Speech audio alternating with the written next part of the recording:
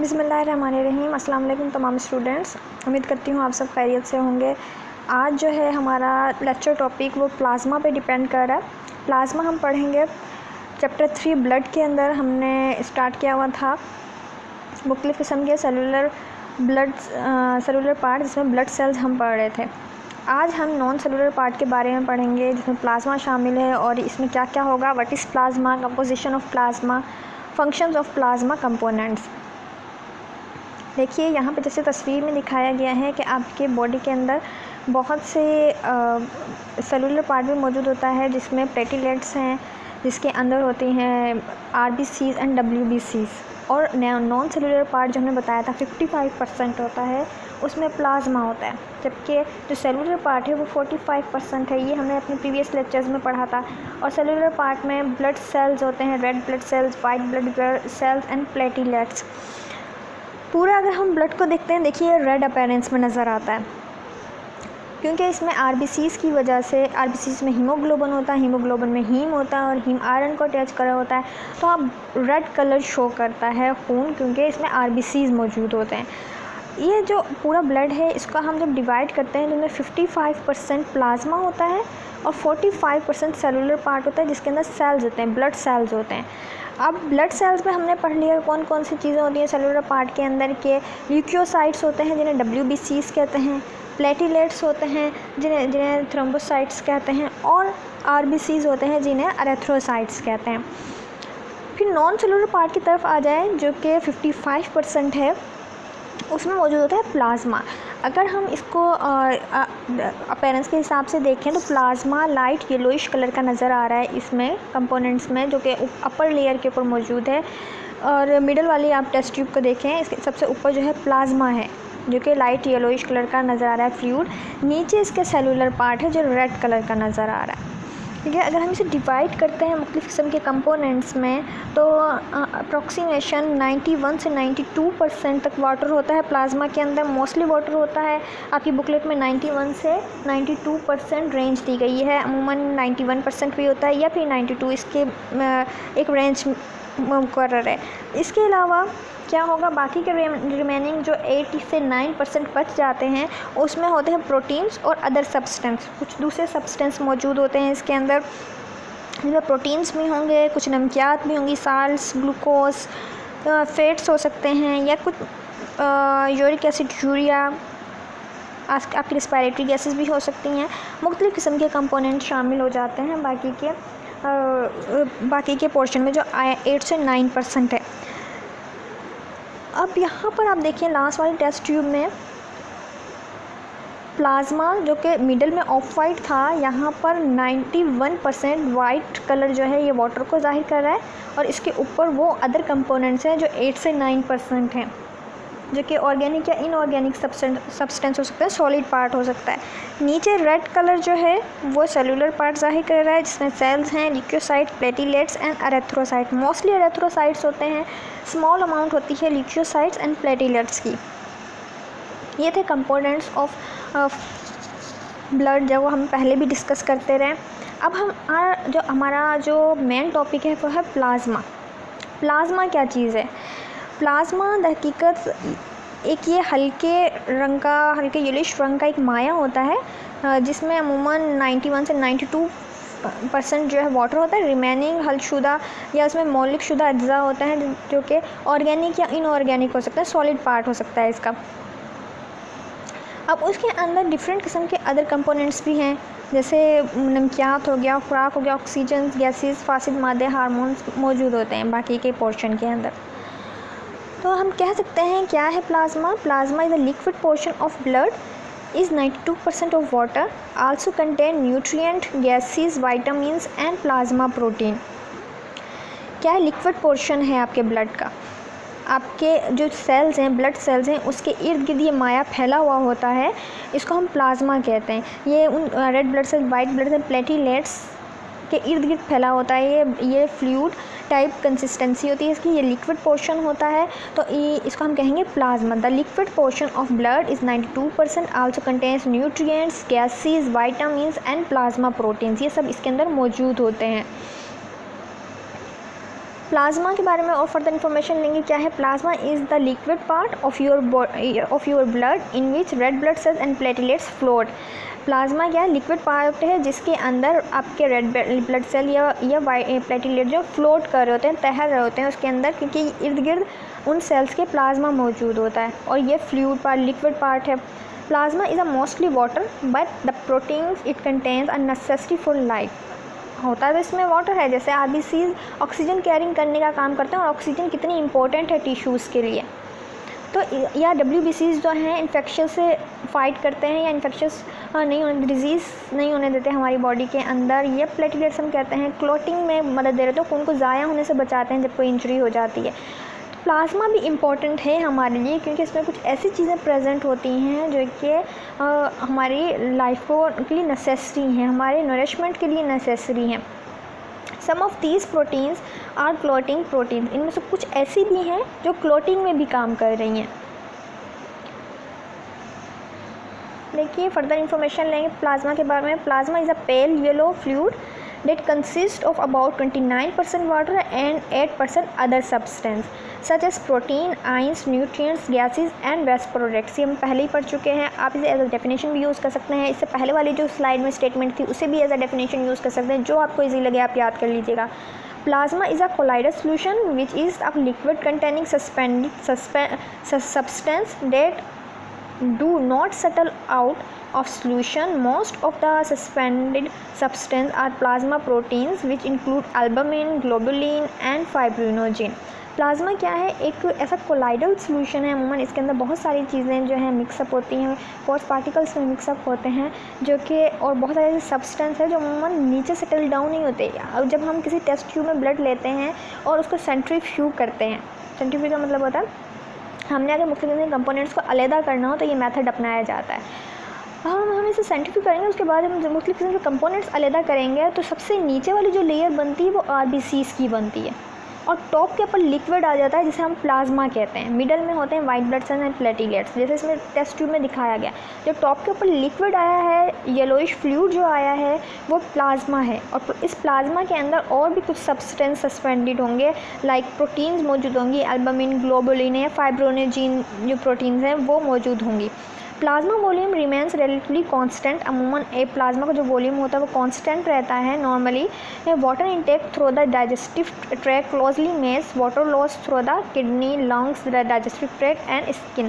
क्योंकि जो हम पानी ले रहे हैं या हम पानी को बॉडी से बाहर एक्सक्रीट कर रहे हैं, किडनी के थ्रू, लंग्स के डाइजेस्टिव ट्रैक या स्किन जो इस्तेमाल कर रही है, वो तमाम चीज़ों को अगर हम लें तो उसके हिसाब से इसका वॉल्यूम कांस्टेंट होता है रिलेटिव टू दिस।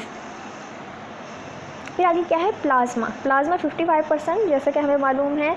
इसके क्या क्या फंक्शन होंगे, जो इसमें चीज़ें मौजूद होंगी उसके फंक्शन क्या क्या हैं।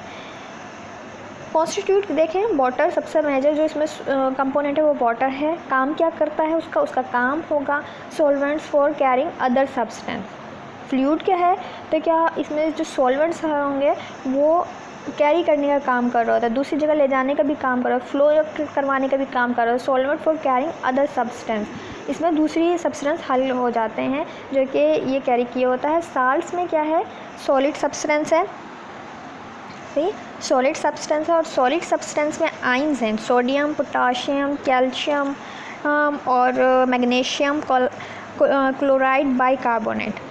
ये तमाम चीज़ें साल्ट्स की सूरत के अंदर प्लाज्मा में मौजूद हैं। इनका क्या काम होगा? ऑस्मोटिक बैलेंस रखती हैं आपकी बॉडी के अंदर, बैलेंस पीएच बफर्स के तौर पे काम कर रही होती हैं। ये सोडियम है, पोटाशियम है, ये सारी चीज़ें, ये क्लोराइड, बाइकार्बोनेट्स, ये सारे आपके पीएच को भी मेंटेन कर रहे होते हैं। And nerve and muscles functions को भी कंट्रोल कर रही होती हैं, क्योंकि सोडियम वगैरह का काम या पोटाशियम, कैल्शियम का काम डीपोलराइजेशन में, जिसकी डिटेल हम आगे पढ़ लेंगे, सही है। और pH buffering and osmotic balance की हमने लास्ट लेक्चर के अंदर डिस्कस कर लिया था, ये क्या होते हैं। तो इसमें इन सब का किरदार है कि ये जो कंपोनेंट्स हैं, साल्ट्स कंपोनेंट्स हैं, ये इन सब चीज़ों को मैनेज किए होते हैं प्लाज्मा में। फिर नेक्स्ट है इसमें plasma proteins. Plasma proteins fibrinogen है, अमाइनोग्लोबुलिन है, एंटीबॉडीज़ के तौर पे जो काम कर रहे हैं। फाइब्रिनोजिन क्या करता है? प्लाज्मा प्रोटीन्स हैं, प्लाज्मा प्रोटीन में ऑस्मोटिक बैलेंस करती हैं एंड पीएच बफर के तौर पे भी काम करती हैं। साथ के साथ फाइब्रिनोजिन जो है इसमें वो क्लोटिंग का काम करता है। क्लॉटिंग का काम करता है, और एंटीबॉडीज़ इम्यूनोग्लोबुलिन जो है वो इम्यूनिटी में काम आ जाती है, क्योंकि आपकी बॉडी के अंदर कोई भी अगर एंटीजन दाखिल होता है या कोई भी माइक्रोब जो डिजीज़ काजिंग होता है वो अगर आपकी बॉडी में दाखिल हो जाए तो उसके खिलाफ फ़ौरन से एंटीबॉडीज़ बन जाती हैं और वो सपोर्ट करती हैं आपकी इम्यूनिटी को डेवलप करने में, और जो भी पैरासाइट या अनवांटेड एंटीजन आपकी बॉडी में दाखिल हुआ है उसको जाके वो डिजीज़ काज करने से पहले ही उस पर अटैक करती हैं और उसे वहाँ पे ख़त्म कर देती हैं। तो एंटीबॉडीज़ आपकी इम्यूनिटी में काम आ रहे हैं, वो भी इसके अंदर मौजूद होती हैं। जबकि एल्बुमिन भी इसमें मौजूद है, वो भी ऑस्मोटिक प्रेशर को बरकरार रखने में मदद दे रही होती है एल्बुमिन। और फिर एल्बुमिन जिस्मानी में जो है टिश्यूज़ को प्रोटीन फराहम करने का भी काम कर रही होती है। फिर है next substance transported by the blood. ठीक है, इसमें न्यूट्रिएंट्स हैं और मुख्तलिफ प्लाज्मा का काम है कि न्यूट्रिएंट्स भी मुख्तलिफ बॉडी में के टिश्यूज़ को प्रोवाइड कर रहा होता है। न्यूट्रिएंट्स में ग्लूकोज, फैटी एसिड्स, वाइटामिन हो गए, ये वेस्ट प्रोडक्ट्स और जो मेटाबॉलिज्म के थ्रू हो रही होती है उसको भी ये मुख्तलिफ ऑर्गन्स तक बॉडी के जहाँ से एक्सक्रीट आउट करना है वहाँ तक ले जाता है। Respiratory gases oxygen and carbon dioxide की कुछ अमाउंट भी ये कैरी किया होता है, एंड देन हार्मोन्स भी होती हैं इसके अंदर। तो हम कह सकते हैं प्लाज्मा की क्या अज्जा हुए, क्या क्या चीज़ें हुई इसके अंदर। इसमें प्रोटीन होता है, एल्बुमिन होता है, ग्लोबुलिन होता है फाइब्रिनोजिन मौजूद होता है, नमकियात ये साल्ट्स मौजूद होते हैं जिसमें सोडियम भी है, मैग्नीशियम भी है, और पोटाशियम, कैल्शियम क्लोराइड, बाइकार्बोनेट्स। फिर कुछ अमाउंट इसके अंदर प्लाज्मा प्रोटीन्स की होती है जैसे फाइब्रिनोजिन या एंटीबॉडीज़ में मौजूद होती हैं। न्यूट्रिएंट्स को भी कैरी किया होता है, या न्यूट्रिएंट्स इसके अंदर मौजूद होते हैं। कुछ सिक्रेशंस इसमें मौजूद होती हैं, एंजाइम्स मौजूद होती हैं, या फिर आपकी रिस्पायरेटरी गैसेस, और इनके अपने अपने अलग-अलग फंक्शन हैं। तो हम इन शॉर्ट ही कह सकते हैं कि हमारी बॉडी के अंदर एक हल्के रंग का माया है जिसमें तकरीबन 92% वाटर है, और 91 से 92% वाटर है, और 8% है या 8% जो है इसमें हलशुदा या मौलिकशुदा अज्जा होते हैं जिनको जो सॉलिड पोर्शन के तौर पे होता है, और ऑर्गेनिक या इनऑर्गेनिक होते हैं जिसमें क्या होगा हजम शुदा खुराक हो सकती है। ये नमकियात, vitamin, oxygen, carbon dioxide, nitrogenous फासिद मादे या फिर हार्मोन्स मौजूद होते हैं। फिर इसमें कुछ प्लाज्मा प्रोटीन्स भी मौजूद होती हैं, ग्लोबुलिन होता है, फाइब्रिनोजिन होता है। एक और इन्फॉर्मेशन मैं देना चाहूँगी, अगर प्लाज्मा में से हम जो हैं खून को जमाने वाली जो है जिसे फाइब्रिनोजिन को निकाल देते हैं तो पीछे रह जाता है हमारा सीरम, उसका हम सीरम कहते हैं। ठीक है, प्लाज्मा से अगर खून को जमाने वाली जो प्रोटीन है उनको निकाल देते हैं तो बाकी का क्या बचता है, हमारे पास सीरम बचता है। ये आपकी इन्फॉर्मेशन के लिए। नेक्स्ट हम क्या, ये तो यहाँ तक हो गया हमारे कंपोनेंट्स ऑफ ब्लड, हमने पढ़ लिए यहाँ तक के लेक्चर्स में कंपोनेंट्स ऑफ ब्लड। आरबीसीज भी हो गए हैं, डब्ल्यूबीसीज भी हो गए हैं, प्लेटलेट्स के बारे में भी हमने जान लिया है, और हमने आज जो है प्लाज्मा के बारे में भी इंफॉर्मेशन ले ली कि क्या होता है। अब हम कंपेयर करते हैं चीज़ों को कि एक चीज़ दूसरे से किस तरह मुख्तलिफ है। इससे हमारे माइंड में रह जाएंगी चीज़ें जब आप तैयारी कर रहे होगे कि डब्ल्यूबीसीज एंड आरबीसीज अगर इनको हम कंपेयर करते हैं तो क्या डिफरेंस आता है इनके अंदर। डब्ल्यूबीसीज made in bone marrow from stem cells, bone marrow से बने होते हैं, जैसे मैंने लास्ट में बताया था स्टीम सेल्स होते हैं उनसे बनते हैं सोर्स इनका, जबकि made in bone marrows from stem cell. दोनों की ये देखें कंपेयर करें तो ये सिमिलरिटीज़ में आता है कि दोनों का सोर्स एक ही है, दोनों बोन मैरो से बने हुए हैं। फिर उसके बाद irregular with loads of extensions, shape अगर हम देखें वाइट ब्लड सेल की आपने शेप देखी होगी, इरेगुलर शेप होती है, ग्रेन्यूल्स में बाद में ग्रेन्यूल्स भरा होता है, और मल्टी जो है लॉब्स न्यूक्लियस उसमें होते हैं बाद के अंदर, बाद में ग्रेन्यूल्स नहीं होते, डिफरेंट टाइप्स होती हैं और इरेगुलर अपीयरेंस आ रही होती है। जबकि आरबीसीज की क्या है, बाइकनकेव डिस्क की सूरत में होता है, जैसे मैंने कहा था डोनट शेप होता है, इसके दरमियान में थोड़ा सा कर्व होता है, तो बाइकनकेव शेप होती है। फिर उसके बाद न्यूक्लियस अगर हम देखें तो वाइट ब्लड सेल्स में न्यूक्लियस मौजूद है, जबकि आरबीसीज में न्यूक्लियस मौजूद नहीं होता। Lost nucleus before its enters to blood, blood में दाखिल होने से पहले उसका न्यूक्लियस ख़त्म हो चुका होता है। और फिर अगर हम डब्ल्यूबीसीज को कंपेयर करें हीमोग्लोबिन से कि तो आरबीसीज में तो हीमोग्लोबिन है, RBCs has many HB molecules inside, जबकि डब्ल्यूबीसीज में हीमोग्लोबिन नहीं होता। ये है comparison the structure of white and red blood sales, structure के पॉइंट ऑफ व्यू से हमने कंपेयर किया।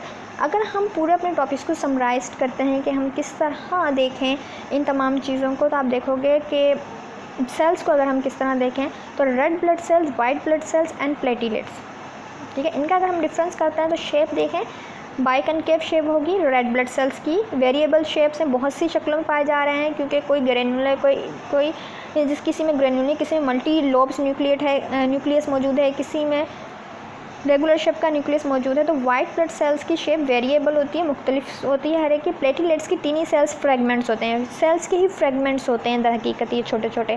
फंक्शंस के हिसाब से देखें तो रेड ब्लड सेल्स का काम है गैसेस को ट्रांसपोर्ट करना, बिलखसूस ऑक्सीजन को और कार्बन डाइऑक्साइड को, जबकि वाइट ब्लड सेल का काम होगा फाइट करना इन्फेक्शन के ख़िलाफ़, और प्लेटलेट्स का काम होगा ब्लड क्लॉट करना, ब्लड को जमाना, मुंजमद करना ब्लड को, ये होगा प्लेटलेट्स का काम। जबकि हम ओरिजिन के पॉइंट ऑफ व्यू से देखें कहाँ से वो बन रहे हैं, तो बोन मैरो में बनते हैं red blood cells, white blood cells भी bone marrow and lymph tissues में बनते हैं, और प्लेटलेट्स भी बोन मैरो में बनते हैं। लाइफ स्पेन देखें तो 120 डेज़ होती हैं रेड ब्लड सेल्स की, हमने पढ़ा था, जबकि वाइट ब्लड सेल्स के डिफरेंट टाइप्स की डिफरेंट होती है, वेरिएबल डेज टू ईयर्स में चली जाती है। प्लेटलेट्स की भी वेरिएबल होती हैं, डिफरेंट होती हैं लाइफ, लेकिन रेड ब्लड सेल्स की 120 डेज़ होती है। नेम देखते हैं, एक को कहा जाता है एरेथ्रोसाइट, ठीक है। एरेथ्रोसाइट जैसे मैंने बताया था एरेथ्रो रेड से निकला है, तो वो हम उसको एरेथ्रोसाइट कहेंगे। दूसरे को हम कहते हैं ल्यूकोसाइट, सही है, और प्लेटलेट्स को हम कहते हैं थ्रोम्बोसाइट। ये तमाम चीज़ें जो हैं नाम से रिलेटेड, इनके डिफरेंट नाम से हम इनको पुकारते हैं, ये भी एक डिफरेंस के अंदर आ सकता है।